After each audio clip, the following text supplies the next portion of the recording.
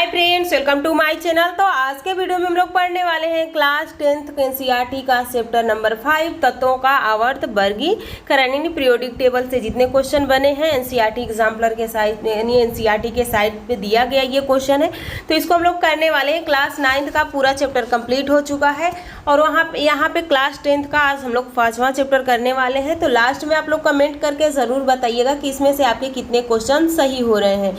तो आज का पहला क्वेश्चन है कि किस तत्व तक अष्टक का नियम लागू हुआ था। तो न्यूलैंड का यानी जो न्यूलैंड थे उन्होंने अष्टक नियम दिया था, जो कि हर 8वां तत्व अपने से 8वें वाले ग्रुप से बिलोंग करता है। तो ये पूछा गया है इसमें कि ये बताइए ये किस तत्व तक लागू हुआ था। टोटल 118 तत्व तो उस टाइम थे नहीं, 56 या 63 तत्व थे, लेकिन उतने पे लागू नहीं हुआ था। ये केवल कहाँ तक लागू हुआ था, कैल्शियम तक ही लागू हुआ था ये नियम। उसके बाद ये नियम लागू नहीं हो रहा था, इसीलिए ये नियम धीरे धीरे गलत साबित हो गया। अगला क्वेश्चन देखिए, पूछा गया है कि मेंडलीफ आवर्त नियम के अनुसार आवर्त सारणी में तत्वों के किस क्रम में व्यवस्थित किए हैं।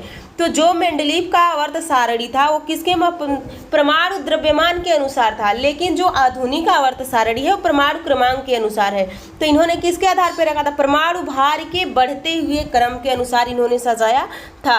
अगला क्वेश्चन देखिए, मेंडलीफ आवर्त सारणी में उन तत्वों के लिए रिक्त स्थान छोड़ दिए गए थे जिनकी खोज बाद में हुई। निम्नलिखित में से किस तत्व को आवर्त सारणी में बाद में स्थान मिला है।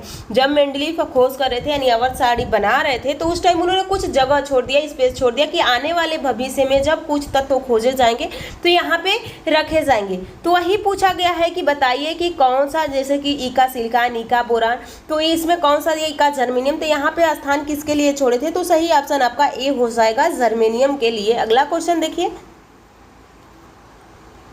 आधुनिक आवर्त सारणी के संदर्भ में निम्नलिखित में से कौन सा कथन गलत है। यहाँ पे आप लोग से गलत पूछा गया है कि ये बताइए गलत कौन है आधुनिक आवर्त सारणी के अनुसार। तो आधुनिक आवर्त सारणी में तत्वों को उनके घटते हुए परमाणु क्रमांक के आधार पर व्यवस्थित, घटते हुए पे नहीं रखा गया था, बढ़ते हुए यानी परमाणु क्रमांक के अनुसार रखा गया था। आधुनिक आवर्त सारणी में तत्वों को उनके बढ़ते हुए परमाणु भारों के आधार पर व्यवस्थित किया गया था।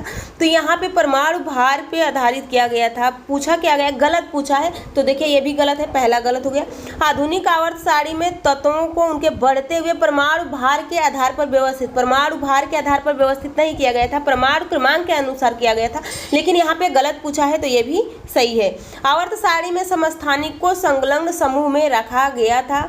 और अगला है, आधुनिक आवर्त सारणी में तत्वों को उनके परमाणु क्रमांक के बढ़ते हुए क्रम में व्यवस्थित किया गया था। तो यहाँ पे कहा गया है कि जो आधुनिक आवर्त सारणी में तत्वों को उनके परमाणु क्रमांक के बढ़ते हुए क्रम में रखा गया था। तो यहाँ पे आपका सही आंसर हो जाएगा, आपका ये वाला गलत है, ये भी गलत है, तीसरा भी गलत है। तो सही ऑप्शन आपका हो जाएगा ऑप्शन बी, क्योंकि आधुनिक आवर्त सारणी में तत्वों को उनके परमाणु क्रमांक के बढ़ते हुए क्रम में रखा गया था, बिल्कुल सही कहा गया है। अगला क्वेश्चन देखिए, अगला क्वेश्चन क्या पूछा गया, आधुनिक आवर्त सारणी के संदर्भ में कौन सा कथन सत्य है। यानी यहाँ पे आप लोग से ट्रू पूछा है कि बताइए कौन सा यानी सत्य है। तो 7 आवर्त होते हैं और 18 वर्ग यानी समूह होते हैं। इस तरह से जो कॉलम होता है उसे हमें आवर्त बोलते हैं। तो देखिए यहाँ पे क्या कहा गया, इसमें 18 क्षैतिज पंक्तियाँ हैं जिन्हें आवर्त कहते हैं। इसमें 7 ऊर्ध्वाधर कॉलम हैं जिन्हें आवर्त कहते हैं। इसमें 18 ऊर्ध्वाधर कॉलम हैं जिन्हें समूह कहते हैं। इसमें 7 क्षैतिज पंक्तियाँ हैं जिन्हें समूह कहते हैं। तो यहाँ पे सही ऑप्शन हो जाएगा आपका ऑप्शन सी। इसमें 18 ऊर्ध्वाधर कॉलम है, जैसे कि ये इस तरह से होता है, इसको हम लोग समूह कहते हैं, और ये जो होता है इसे हम आवर्त कहते हैं। तो सही ऑप्शन आपका सी हो जाएगा। अगला क्वेश्चन देखिए, पूछा गया है कि दिए गए तत्व ए बी सी डी तथा ई क्रमशः परमाणु क्रमांक क्रमशः 2, 3, 7, 10 और 30 में से समान आवर्त से संबंधित है। यानी समान आवर्त किसका होगा। तो यहाँ पे देखिए, यहाँ पे आपका सही होने वाला है ऑप्शन बी। अगला क्वेश्चन देखिए, तत्व ए बी सी डी तथा ई के परमाणु क्रमांक क्रमशः 9, 11, 17, 12 तथा 13 के तत्व को कौन सा समान समूह संबंधित है। तो यहाँ पे आपका सही आंसर हो जाएगा ऑप्शन सी, यानी ए। जब आपका इसका इलेक्ट्रॉनिक विन्यास करेंगे तो जो लास्ट कोष में बराबर जाएगा वही सही आंसर हो जाएगा।